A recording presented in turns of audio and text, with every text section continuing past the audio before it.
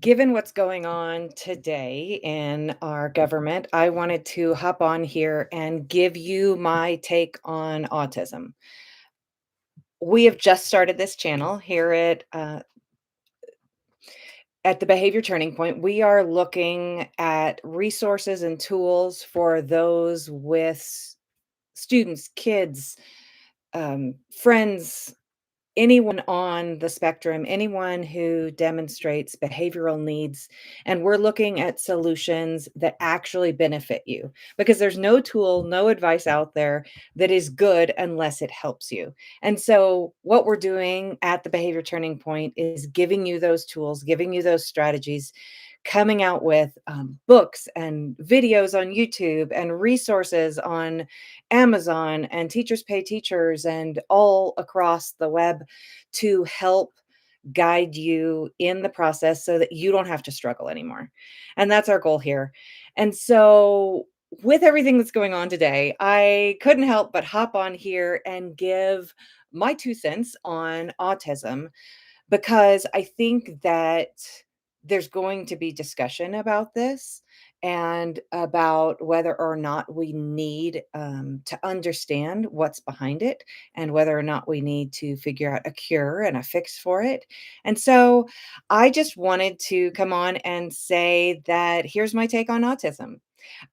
My take is based on over 2 decades of working with students with disabilities and autism and everything on the spectrum, from ADHD to dyslexia to all sorts of coping mechanism challenges. So I'm very familiar with it, but also I have a son who has autism, and it has been a road and a journey on both my professional life and my personal life. And so here's my perspective on what is autism and what do we do about it? And it's based in years and years and years and years and years of both personal and professional experience. So here it is. It might be an unpopular opinion, but autism is not a disability. Actually, everything on the spectrum, they're not disabilities. It's a huge misnomer. It certainly autism doesn't exist in collaboration with the system we have set up in the world. It is constantly a challenge and a butting heads against the very linear thinking, very much the box that we've created here in the United States and across the world. So it certainly doesn't collaborate with the world that they're in, but that doesn't mean that somebody with autism is broken. They're not. It's our system that's broken, not allowing somebody with neurodivergence to find their niche of success easily. That's what's broken. They're not. If you really look at autism and the way the autistic brain works, then you start to realize as you work with them more and more and more that their way of thinking, the way their brain works, is so much better than ours, especially in the world we live in. They embrace thinking that is more productive, straight to the point, gets there faster in a very nonlinear way, and it actually is firing more of the brain at more time in the day than the rest of us. So they're not broken. The way they are able to embrace that nonlinear space, that's their gift. That is the joy of the autism that is a part of who they are. And I believe that it is, in fact, okay, yeah, like drum roll, it is, in fact, an adaptation. I think the human species is evolving. I think that what we're seeing is based on a need. The way our brain is functioning is partially going back to how it used to function back in the caveman days, in a very protective manner and a very ahead, 3 steps ahead of what's needed type manner. But also, it that non-linear thinking, we're so used to boxes. We're so used to, hey, okay, I know this fits here, so I'm going to do this. And they don't think that way. Their brain doesn't function that way. And that is, I think, if we look at the world around us and we start to realize that that sort of thinking is exactly what we're going to need in the future, I think it's an adaptation of the human species, of the ability for the brain to think in a way that is going to serve us as a human race. I mean, look at the world and the shifts we've made. Look at our teenagers and the way they think, the speed at which they think, the relationships between people that have changed, the interconnectivity of all of the electronics we have and the access we have to the world. It all requires, to some extent, nonlinear thinking. So, if we look at autism through that lens, it's certainly not somebody who's broken. It is definitely somebody who is starting to evolve. And I think that is our goal.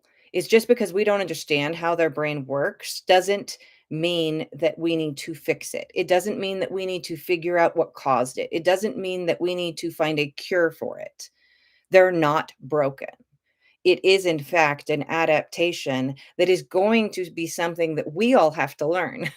So, um, they're embracing their brains have embraced the current need, and, if we start to look at it that way, then we start to open doors for them, and I think really, um, autism, all of the spectrum of diseases, of brokenness that we've labeled, they aren't they aren't a disease, and that's why it's a spectrum, because they're a relatable set of symptoms that are all clustered together because we don't know what else to call it. It doesn't fit in our model, and I think that if we start to make room for that and start to learn from that and start to get away from our fixed mindset of what is and isn't normal, then we start to embrace and understand how they think, and maybe we can learn from them.